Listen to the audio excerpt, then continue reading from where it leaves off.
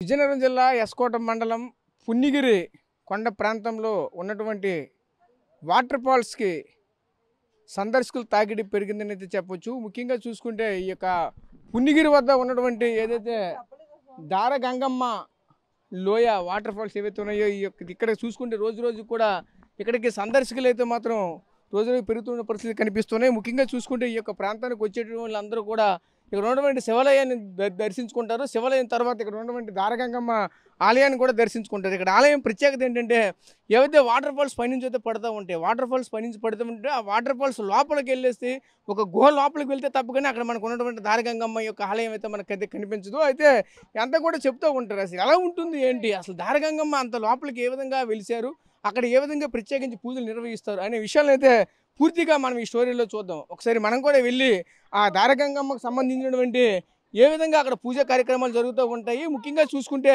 ఆ దారగంగమ్మ నుంచి ముఖ్యంగా వచ్చిన వాటర్ ఫాల్స్ ఏ విధంగా ఉంటున్నాయి, దీన్ని ఇక్కడికి వచ్చినటువంటి సందర్శకులు ఏ విధంగా ఎంజాయ్ చేస్తున్నారు ఈ స్టోరీలో చూద్దాం. ఈ వాటర్ ఫాల్స్లో ఈరోజు స్నానం చేసి ఎలా అనిపిస్తుంది ఏంటి, ఇక్కడికి వచ్చినటువంటి సందర్శకులు కావచ్చు, అలాగే ఈ వాటర్ ఫాల్స్ని ఎంజాయ్ చేయాలని వాళ్ళకి ఏం చెప్తారేంటి? ఇక్కడ వాటర్ ఫాల్స్లో స్నానం చేయటం అయితే చాలా బాగుంది భయ్య. అంతేకాదు లోపల అమ్మవారు కూడా ఉంది. అమ్మవారి దర్శనం కూడా చాలా బాగుంది. కొంచెం గృహ లోపలికి ఉంటుంది అమ్మవారు. కొంచెం లోపలికి వెళ్ళగలిగితే బాగా కనిపిస్తుంది. ఎక్సలెంట్గా ఉంది. అంటే ఇప్పుడు ఆ వాటర్ ఫాల్స్ వచ్చిన లోపల ఉంటుంది గుహ? అవును, అటు సైడ్కి కొంచెం స్టెప్స్ ఉన్నాయి. ఆ స్టెప్స్కి ఎక్కి కొంచెం లోపలికి వెళ్తే అమ్మవారి బొమ్మ కనిపిస్తుంది మనకి. అక్కడికి వెళ్ళి దర్శనం చేసుకుని రావచ్చు.